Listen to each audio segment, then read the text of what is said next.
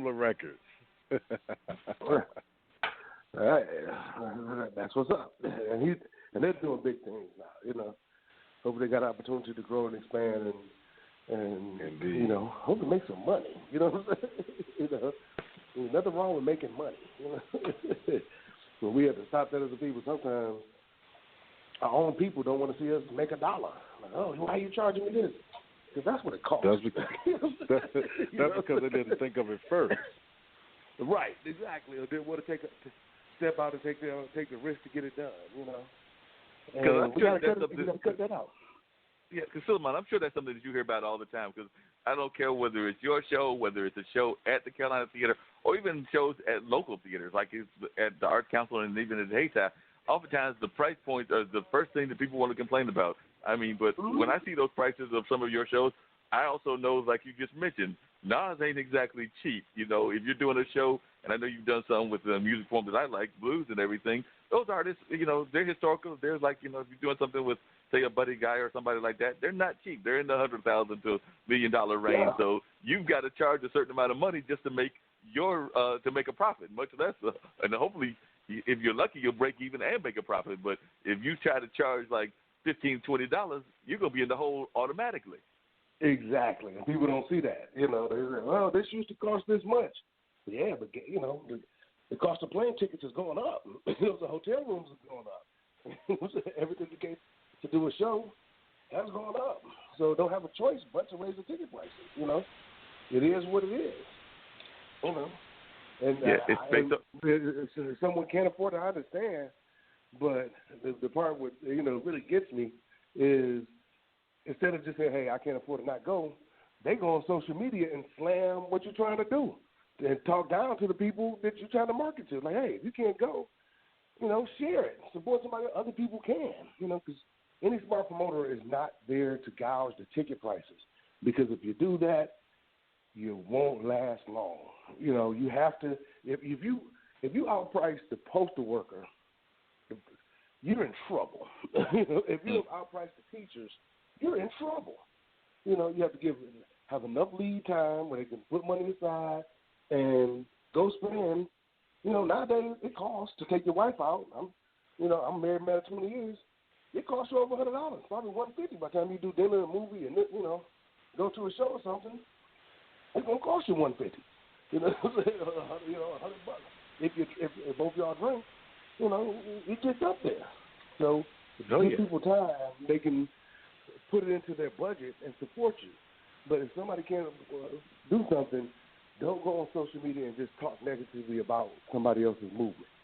That really gets me. You know, that irks me. That would definitely irk anybody, and I've been victim to that, so I know how that is. If you sit there and people want to rip things on social media because they feel that something was not done correctly or not done according to what they thought it should be and everything. And it can be, I know I was having a conversation with Captain who did the Road to the Apollo show, and there were some people that were complaining about the fact that he cut off advanced ticket sales at a certain point because, you know, he was looking at the numbers and the numbers weren't making any sense. So he cut them off at a certain point, and then, you know, they had to buy at the door. But there were people, including some of the people that were co-sponsoring the event, that apparently were upset at that because they were sitting there going like, you know, you didn't need to do that. And he's sitting there going like, if I sell them all advanced tickets, then that's another way I'm going to lose money.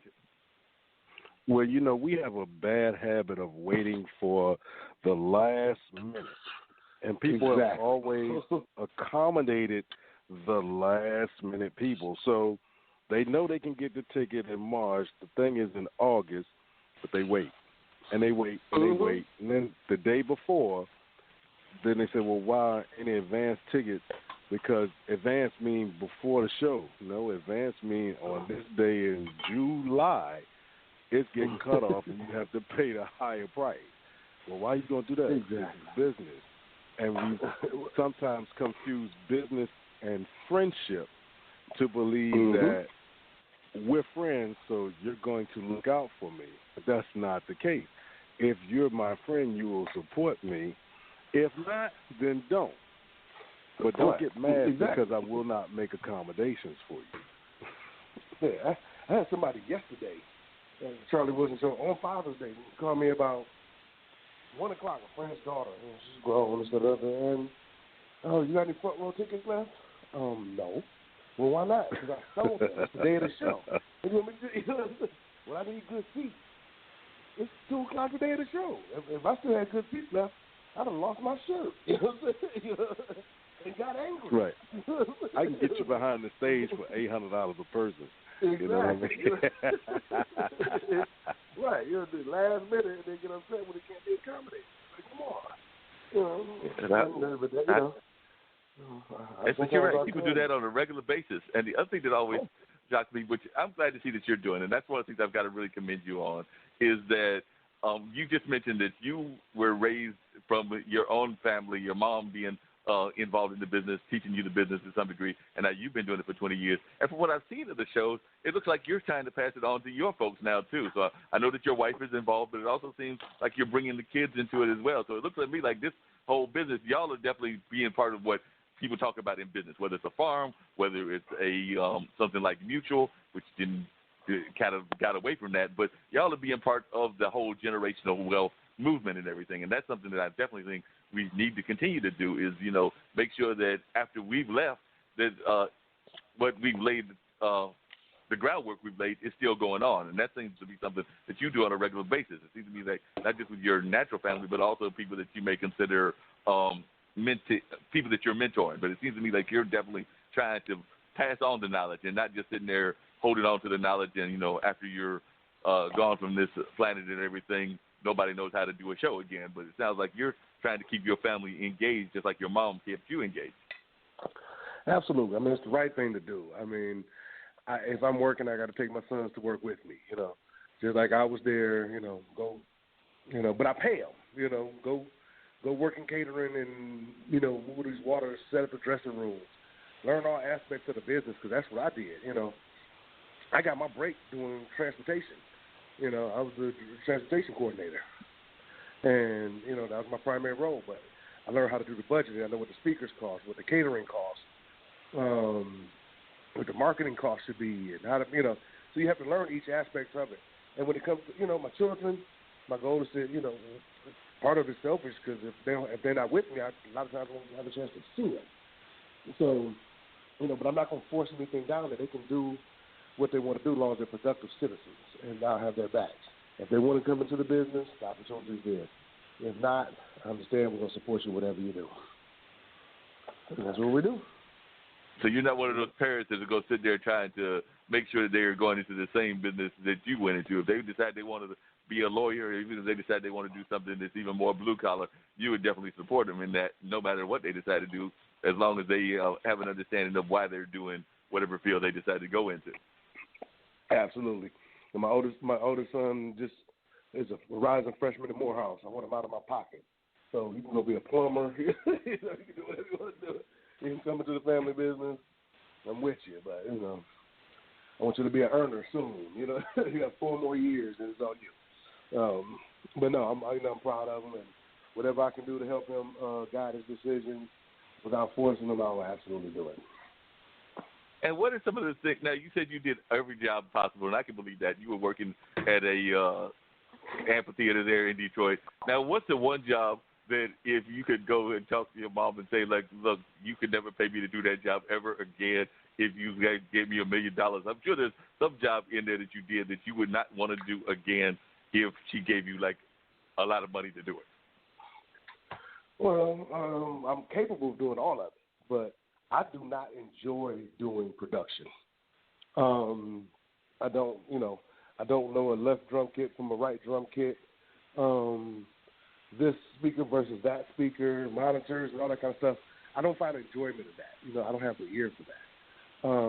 So I definitely that's the aspect of the business that I tend to stay away from because it's just But if it's $1 million on the line, I'm taking it. I'll do it. I don't hate it that much. See, for $1 million, you will find a way to do it, no matter whether you like it or don't like it. Now, like I said, last year was the first year of the Dome Group taking over the Art of Cool and everything. Cicely had been there for a while along with Al, and we still got to get Al on, but we have had Miss Mitchell on and everything. But what were some of the things that you did differently that you enjoyed doing differently with the Art of Cool, and what were some of the things that you learned from that experience? Because, like I said, this was a multi-venue festival. You used the DPAC as well. You used the ballpark. I don't know if did you use DPAC at all for last year's Art of Cool? I'm trying to remember. Yeah. Nope, not last year, not this year. Right, but you did use the ballpark, and you used some of the other venues and things of that nature. But what were some of the things that you surprised you in taking over this big festival? And was that the first festival that you had done? I'm imagining Chene Park has had festivals too, but I don't know if y'all were part of those. But I know that this is like definitely doing a festival as opposed to a concert. So what were some of the things that you learned differently in running the festival versus one-off concerts and everything? And what are some of the things that you're hoping to do differently in the 2019 version? Well, I've done several festivals before. Before we got Chene Park, we did the Detroit Music Festival. Okay. We produced that for 2 years at Comerica Park. I also worked on the Houston Music Festival, and that's when I was doing transportation and budgeting and things like that. So that was before we had Chene Park. I've also worked on the when the Super Bowl was in Detroit. I worked on with the Super Bowl committee to produce an event called Winter Blast, basically producing a festival and stuff for people to do in the winter during the Super Bowl. So I worked on a few festivals before this one, but we decided to buy the festival because it was something different. You know, I love the way they had it set up without walking around with all the different venues and the vibe downtown and how peaceful it was and how the community felt and the music. So I went as an attendee for a couple of years. So we kept that last year, and we're going to keep that this year. But the main change that we made was, in order to make it financially feasible, we had to go into a bigger space, which is the ballpark. Because at the end of the day, like I said, the bills have to be paid. So by going into the ballpark, that instead of just being at the Carolina Theater or like they had the DPAC or the Armory or something like that, adding the ballpark to the mix, it gives you the number of sellable seats to actually make money. So that was the big change. So now you can bring in the Nas, Erykah Badu, Maxwell, Anthony Hamilton, which is what we did last year. This year we have Jill Scott, Ari Lennox, Run DMC, Houdini, and Ninth Wonder, and more. But you have to have a place big enough to be able to make it profitable. So that is what we implemented that last year, and we'll keep that tradition going on this year. Now, you just mentioned some names. I was impressed with quite a few of those names. So you said you've already booked and lined up Jill Scott and Ari Lennox and a few other names that I heard on there that will definitely be appealing to a lot of folks. So it sounds to me like, now, are those tickets already on sale, or when will they go on sale? And are you doing advance tickets, and at what point will they get cut off? We are doing advance tickets. The festival this year is September 27th and 28th, the last weekend of September, and it'll always be the last weekend of September going forward. So tickets are on sale now. You can go to Eventbrite or ALCfestival.com, and we'll have a link going over to Eventbrite. We're announcing the entire lineup within 2 weeks, but yes, we do have Run DMC confirmed. We do have Houdini confirmed and others. So you can go to our website and see the partial lineup now, and keep checking back for more information at ALCfestival.com.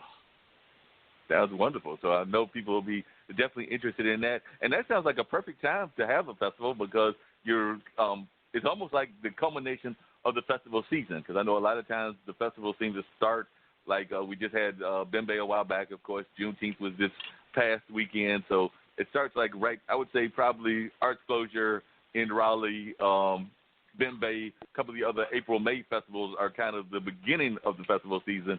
And then it goes through Centerfest and through Blues Festival when it's in September and a couple of other festivals. But as far as I remember, there's not that much at the end of September, and by October people are ready to go back into the inside kind of venues and everything. So it seems to me like y'all are almost the culmination of the festival season. Correct. And we moved it to the fall for a reason. One previously, we asked about the changes before. Previously, it was